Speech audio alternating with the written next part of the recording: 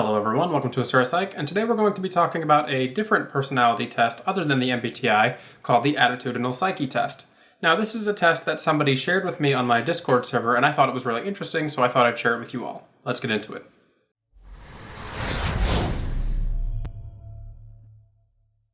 Speaking of my Discord server, every Friday we have an event where we share and pin a new personality assessment and we talk about it throughout the day and share our results with everybody on the server. If you'd like to participate in that, consider checking out my Discord server. The link will be down in the description box below. It's an active MBTI/typology community and we talk about psychology-related concepts all the time. I'm in there daily. Hope you'll check it out.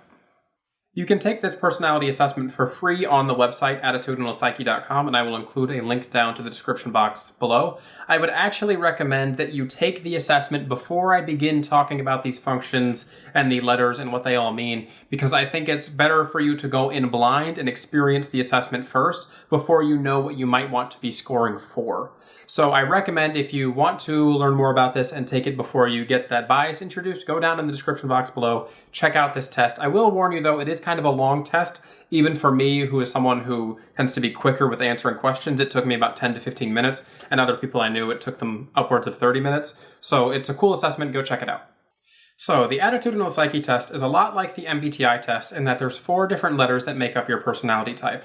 But this test is different that instead of having 4 different dichotomies leading to 16 overall personality types, you have 4 letters that are rank ordered in any order to create your personality type. So essentially, it doesn't matter which order they're in. Each letter, though, does not have an opposite side to it. It's more so about the order of the letters. Now, if you look at the factorial permutations of 4, which is to say how many different ways you can rearrange 4 letters to make something, there's going to be 24 different personality types, and that leads to the 24 types of this system. So this also differs from MBTI because there is something in the system called sextants, which is a lot like the MBTI's quadras, which is to say that there's groups of 4 in the Attitudinal Psyche test that share similar values, much like the quadras in Socionics and MBTI share values like the alpha, beta, and gamma quadra. In this system, there are sextants, and these types have similar values across their letters. So this is interesting to me because this test is different than MBTI, and it accounts for similar but also different things. And I'm going to tell you now what each of the letters is and how the placement in the type matters. 3 of the 4 letters of the Attitudinal Psyche test are a lot like the Jungian concepts that we know, such as thinking, feeling, and the MBTI dichotomies associated with those things. So the letters starting off with are F, which stands for physics. I don't know why F in physics. I guess F sounds like physics. Anyway, physics is a lot like the MBTI or Jungian sensing function in that it's primarily concerned with the physical world, your health, and your body. So people who have strong physics are primarily concerned with those things. The next letter is L, which stands for logic. And logic is, of course, going to be related to the Jungian Briggs thinking function in that it's primarily concerned with rationality in a more so thinking-focused manner compared to the feeling function. That'll bring us to the next letter, though, which is E, which stands for emotion. And emotion, of course, is going to be related to the feeling function in the Briggs-Jungian model. And they describe emotion here as being related to your soul or your feelings directly. Now, the last letter is the one that's not one-to-one correlated really with Jungian or Briggs terms, and that's volition. And this is one that I think is actually really interesting. Volition is related to your spirit or your willpower, and people who are high in volition tend to be very motivated and driven towards their goals. Now, you might say, well, introverted intuitive types are likely to be somewhat driven or have high volition, but this isn't going to always be the case. Say, for example, with INFJs, who tend to not have the same level of volition in terms of personality traits compared to like INTJs, who tend to be a little bit more on the goal-driven side. So it can be interesting how volition plays into personality type compared to intuition when matched with these 3 other things that we already know. The next major component of the Attitudinal Psyche test is how these functions are rank ordered and what the order that they are in means for the type. So each of the 4 positions in a personality type here on this assessment has its own meaning. So the first placement here, the first rank, is called confident. So the first letter in your type is going to be the confident function. And it describes it here on the website as if you are more confident in yourself and your own interests than others, you're demonstrating your confident attitude. So if you're confident in the thing that you are doing, then this is likely your confident function. So the next one is the flexible function. The second position in the type is the flexible position. If you are equally flexible in helping your own interest in others, you're demonstrating the flexible attitude or flexible function. The third is the insecure function. If you are insecure, unsure, or worried about your own interests and others, you're demonstrating the insecure attitude. The fourth and final function in a type is called the unconcerned attitude, and it's if you are unconcerned with your own interests and thereby trust others more, you're probably demonstrating the unconcerned attitude. So each type's first letter is their essentially most confident, and then it goes all the way down to the one that they don't typically even care about in the final position. And this is going to be how each of the 24 types has their letters rank ordered. Now I'm going to talk about my scores on the assessment, how I think they relate to me, and if I think they're accurate or not. So the type that I scored was in the sextant called Pente, or the fifth sextant, and the type I scored as was VLEF, the contender. And VLEF has confident volition, or confident willpower, flexible logic, insecure emotions, and unconcerned physics. Now, this is actually really interesting to me, and this type, when reading it, felt very close to me, and I'll read some of the general descriptions of it and tell you what I think about how it relates to me overall. So, VLEFs are the most academic-minded and argumentative of all the attitudinal psyche types. Now, when I read this, I thought to myself, I'm actually not a very argumentative person, but I am fairly academically minded. They make quick decisions about how to act without questioning their decisions too much. This is very true of me. This type is very curious about the world and is interested in the theoretical views of others, no matter how complex. Also true. Through expanding their mind, they find a logical path to their ambitions, always open to new ideas and theories. VLEFs refuse to feel any particular way until they are ready to do so. All of this is very true. You cannot push your emotions on me very easily, and this may be like an introverted feeling thing in terms of Myers-Briggs or Jung, but if someone tries to push their values on me, I'm very easy to reject that. I'm going to say, no, I'm going to approach this from my value standpoint. So I'll skip around here so you can kind of get the points. This type is skeptical of the strong emotions of other people and will hide their own expressions if they don't feel safe in expressing them. Yes. VLEFs spend so much time in their motivated intellect that they overlook their own health from time to time. VLEFs appreciate anyone who decisively takes care of food, chores, and other practical tasks. These are all very true of me, and actually that last sentence there about practical tasks, when I took the assessment and shared it with the server, they pointed that out to me. They were like, this very much sounds like you. And that's true. I'm very bad at taking care of my own self, keeping my environment relatively organized. I mean, I keep my house clean, but I'm not very good at keeping track of the kind of world around me, and taking care of myself in terms of food has always been hard, which is why I appreciate my wife so much. My ENFJ wife, she is very willing to help me take care of the day-to-day tasks that I'm not very interested in taking care of. She puts a lot more effort into keeping the house clean than I do, for example. So now let's look at what it says about each of these four kind of functions or letters in the position that it's in for this type that I scored as. So I scored as confident volition, or highest in volition/willpower. VLEFs set their own priorities after exploring the rationale for the decisions. They feel no need in adjusting their volition and willpower to what others desire unless they have a chance to test it out themselves. They take charge without spending more energy than they have to.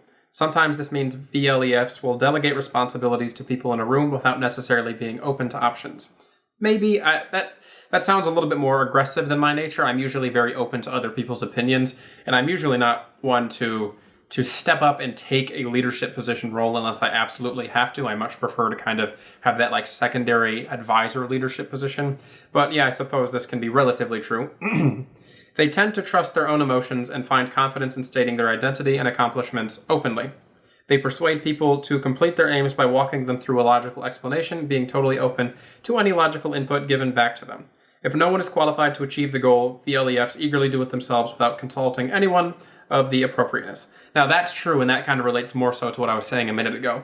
I will step up to a task if no one else will do it, or if no one else is competent enough to do it. That's when I will step up and say, hey, maybe I should do this. And I'm usually not even going to ask if I should be doing it. I'll just do it, because if I don't think it's going to get done, then it becomes kind of a priority in my mind to make sure that it gets done if it's related to something that I'm interested in or working towards. The second letter for the type that I scored as is L, or logic, and it's in the flexible position.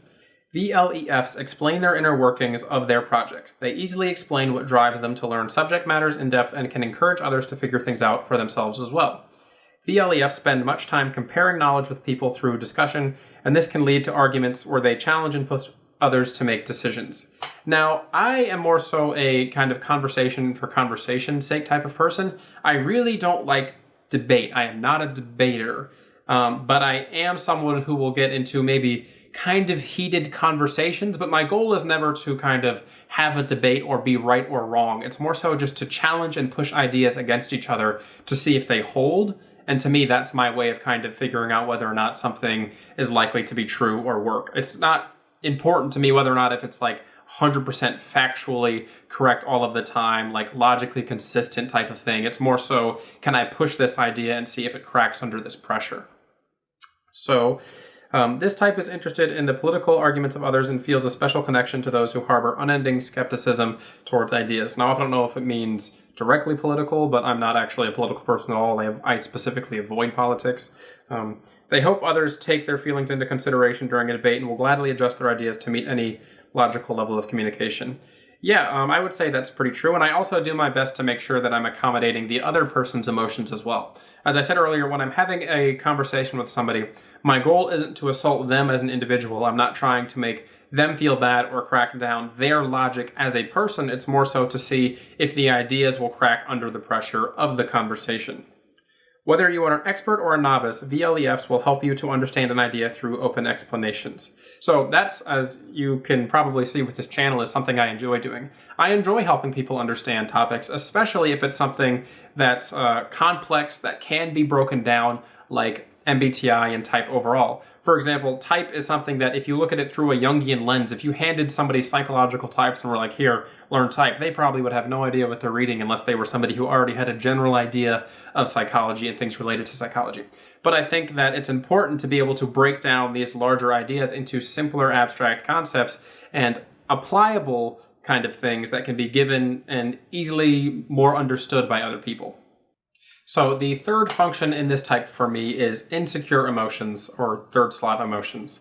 VLEFs analyze the meanings of their friendships with a lot of unsure skepticism regarding their own emotions.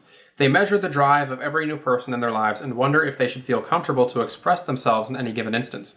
Now, I'm very guilty of measuring the drives of people I meet.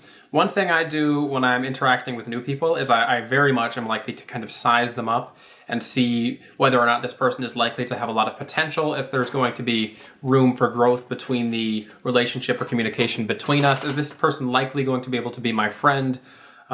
What is the future plan for this person? This is something that I try to establish very early on when getting to know somebody, so that sounds relatively true to me. This type may avoid or extensively argue with anyone who is emotionally volatile and can point out any discrepancy of past and present emotions that are expressed. So that's true, I guess, but as I said earlier, I'm kind of not someone who tries to target other people in conversation, and maybe that's just me. I'll go out of my way to try and make things not personal, and I try my very best not to get emotions involved in conversations, and I'm not someone who's very easily able to express my own emotions, especially when it comes to kind of conversation and debate, things of that nature. They tend to preoccupy themselves with their ambitions until they are ready to explore the deep reasons for their emotions. So that's kind of true. I'm someone who has obsessive interests. When I'm interested in something, it's kind of like an on-off switch. I'm either really interested in it or I'm not so interested in it at all. So I'll kind of hop on some sort of project or idea, work really hard towards doing that singular thing, complete it, or at least get it to a point where I've gotten what I want out of it, and then I'll back out of that interest and move on to something else. And there are very few things in my life that are long-term interests that stay for extended periods of time. But those things that are long-term interests are things that are deeply valuable to me, and I would consider almost like core parts of my personality. Finally, we have fourth slot physics, or unconcerned physics. VLEFs can adapt to living conditions as long as they can freely pursue their goals. Now, that's quite true for me. I usually don't even really care what type of apartment I live in or where I am or how comfortable it is, as long as it's relatively livable, as long as I can do the thing that I want to be doing while I'm there or pursue whatever it is that I'm pursuing. They may go for some time without updating their appearance, then radically alter their aesthetic to fit whatever supports their life goals. I just look at my hair. I haven't gotten a haircut in 7 months. I'm very bad at keeping up to date with my appearance, and my wardrobe consists of shirts with things that interest me on them, as you can see with my star set shirt that all of you love to point out. This type may think their decline of health can be solved with toughening their willpower, but will easily listen to advice from others who are more versed in self-care. Yeah, that's true. I'm not very good at self-care, especially bodily self-care. Like physical care routines are something that I really need to work on, and just keeping track of my own body is something that I'm not very good at. To this type, part of the point of achieving their aim is to live a more enjoyable existence. This type feels more emotionally safe when their physical needs are provided for. VLEFs appreciate other people who do not pressure them to feel a certain way. Hey, that relates exactly back to what I said earlier in the video. I hate being pressured into feeling a certain way. They want optimal health with the least amount of energy given. That's very true. I wish I could just be healthy and not take care of my health at the same time. It's one of those things where it just doesn't work that way.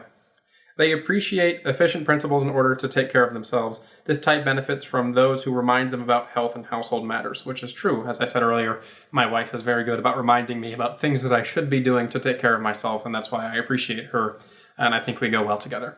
So overall, I think that this is a good representation of me, and I think it showed parts of my personality that MBTI didn't show. Specifically, I liked the volition aspect because I'm someone who's very heavily motivated by willpower. I'm very much I'll just get it done no matter what it takes kind of person. And it didn't surprise me at all that volition was my highest personality trait in this assessment.